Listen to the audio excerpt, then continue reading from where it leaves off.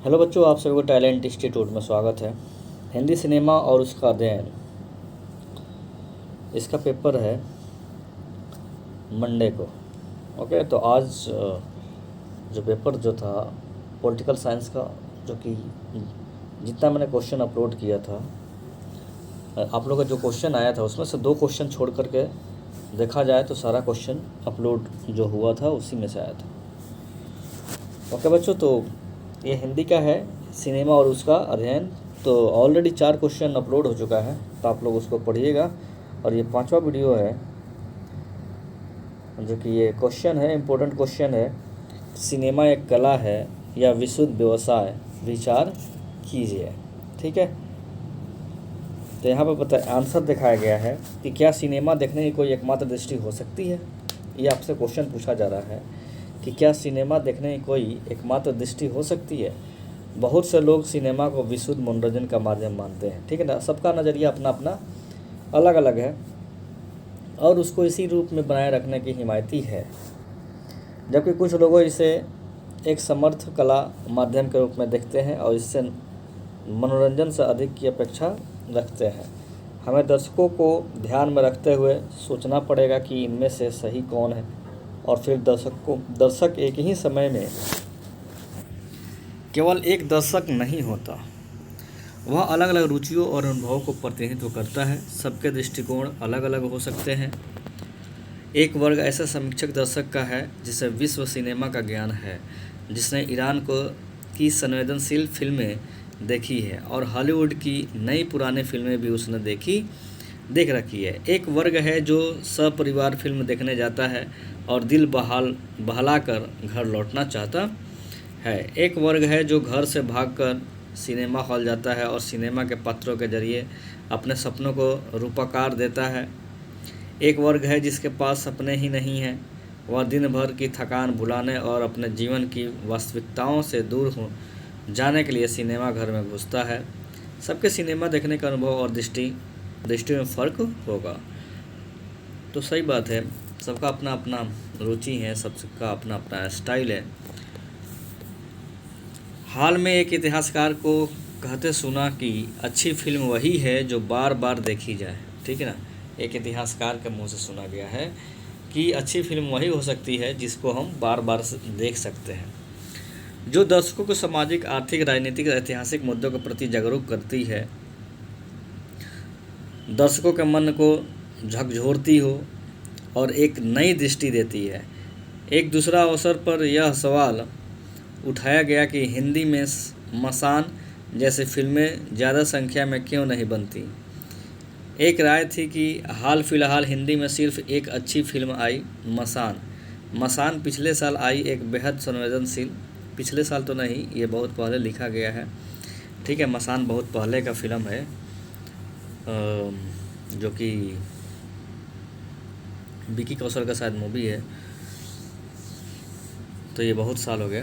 बहुप्रशंसित film है जिसे Cannes film महोत्सव में 2 पुरस्कार मिले हैं। लेकिन क्या ऐसी राय के बीच व्यावसायिक फिल्मों के पक्ष में बोलने की खतरा उठाया जा सकता है। दशकों पहले कला फिल्म और व्यावसायिक फिल्म का विभाजन किया गया था। व्यावसायिक फिल्मों का पक्ष लेने वाले न कला फिल्मों की प्रयोगवादिता का मजाक भी उड़ाया।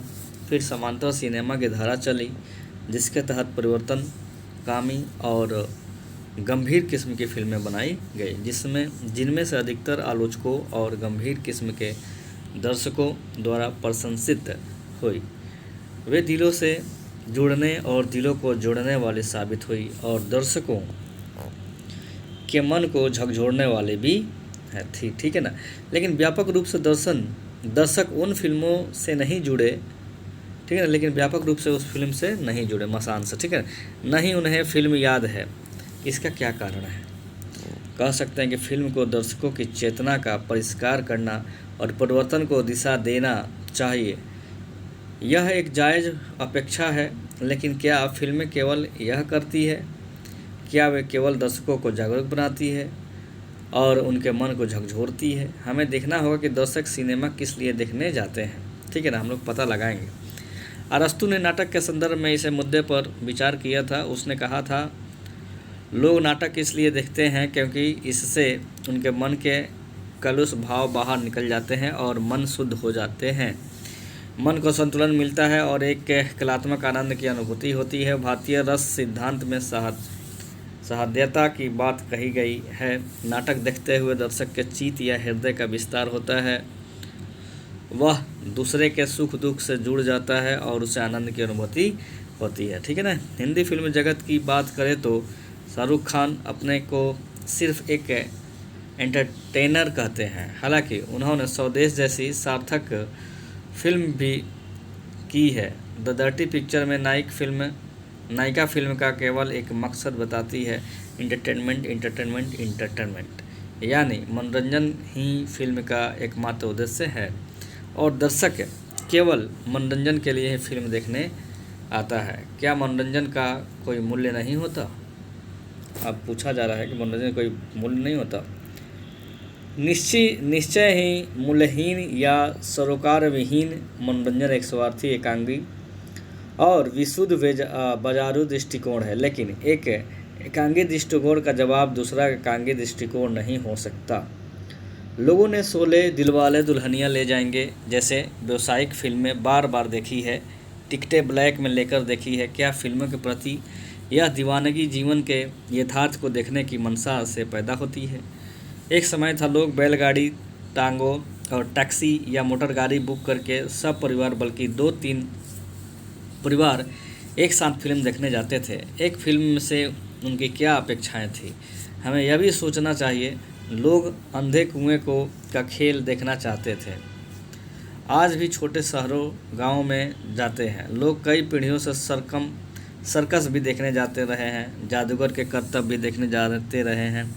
क्या वे जीवन के यथार्थ देखने जाते हैं या यथार्थ जीवन से अलग, अनोखा, रोमांच भरा और जीवन से बड़ा कुछ देखने जाते हैं? फिल्म की भाषा में जिसे लार्जर देन लाइफ कहा जाता है। सिनेमा हॉल में फिल्म शुरू होने से पहले जब अंधेरा किया जाता है तो दर्शकों को उसकी अपनी यथार्थ दुनिया से अलग एक काल्पनिक दुनिया में प्रवेश दिलाना उसका मकसद होता है। इसके बाद दर्शकों को 2-3 घंटे तक बांधे रखना फिल्मकार के लिए चुनौती होता है। निश्चित रूप से फिल्म में चूँकि मानवीय जीवन की कहानी कही जाती है, इसलिए मानवीय सरोकार की उससे अपेक्षा करना लाजमी है। मारधाड़ और सेक्स से भरपूर फिल्म निश्चित रूप से मानवीय सरोकार की उपेक्षा करती है। अपराधियों को महिमा मंडित करने वाली फिल्में या सांप्रदायिक और लैंगिक पूर्वाग्रहों का मजबूत करने वाले फिल्में फिल्मकार की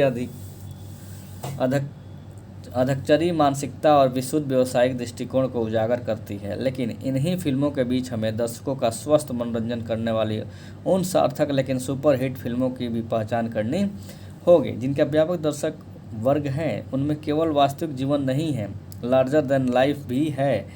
केवल यथार्थ नहीं है, अवास्तविकता और फैंटेसी भी है। केवल प्रयोग नहीं, कुछ फार्मूला भी है। विचार की तुलना में भावुकता की मात्रा ज़्यादा है।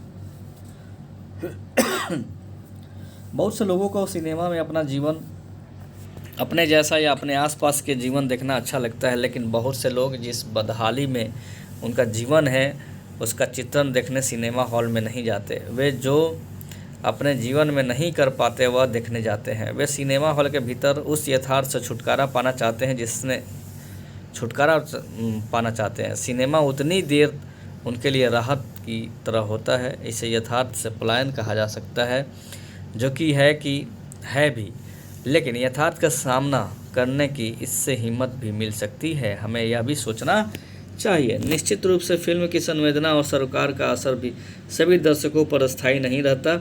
वे मनोरंजन के तराजू से फिल्म का ज़्यादा याद रखते हैं, वरना पुरानी प्रेम कहानी वाली फिल्मों की हिट कराने वाले सभी दर्शक आज अपनी संतानों को खुलेआम प्रेम करने की छूट दे रहे होते हैं, जबकि ऐसा नहीं है। वे सिर्फ मनोरंजन की दृष्टि से फिल्म देखते हैं और फिल्मकार उनके मनोरंजन का प्रयत्न करता है। कलाकार तमाम अवास्तविक चीज़ें करते हैं। फिल्म वतन के रखवाले में मिथुन एक ऊंची इमारत की दीवार पर दौड़ते दिखाई दे गए हैं। ड्रीम गर्ल में धर्मेंद्र ऊंची सीढ़ियों पर मोटरसाइकिल दौड़ाते हैं। मैं हूं ना मैं शाहरुख खान जादुई ढंग से रिक्शा चलाते हुए कार और जीप से पीछे कर रहे अपराधियों और उनकी बंदूकों से चल रही गोलियों को चकमा दे जाती है। बाजीराव मस्तानी में रणवीर सिंह बिजली की सी फुर्ती से लपलपाते तलवार नुमा अस्त्र से शत्रु सेना को चंद मिनटों में सफाया कर देते हैं। हम लाख इन दृश्यों का मजाक उड़ाए आलोचना करें, लेकिन क्या फिल्मकार को पता नहीं है कि ये दृश्य कितने अवास्तविक है। कुछ यादगार, कुछ अनदेखा, कुछ अनोखा, कुछ मनोरंजक रचना ही उनका उद्देश्य है। वे बौद्धिक की आलोचना की नहीं, अपने दर्शकों का मनोरंजन की परवाह करते हैं। निश्चित रूप से महान या श्रेष्ठ फिल्मों की श्रेणी अलग और विशिष्ट है। उनका दर्शक वर्ग भी है और उदास और संघर्षपूर्ण यथार्थ के साथ साथ अगर उनका मनोरंजन पक्ष भी मजबूत रहता है तो दर्शकों का दायरा बढ़ जाता है। मगर अच्छी फिल्म की श्रेणी पर किसी एक पक्ष की दावेदारी कम से कम सिनेमा जैसे खर्चीले माध्यम के लिए सही साबित नहीं हो पाती है। ठीक है, तो ये रहा आप लोग का जो क्वेश्चन जो था उसका आंसर।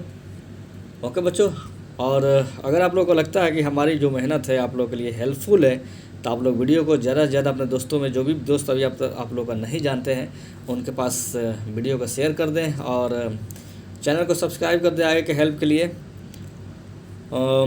इस चैनल से आप लोगों को बहुत सारा हेल्प मिला होगा। आई होप कि सही में मिला हो आप लोगों को। चलिए फिर मिलते हैं अगले वीडियो में। थैंक यू सो मच बच्चों।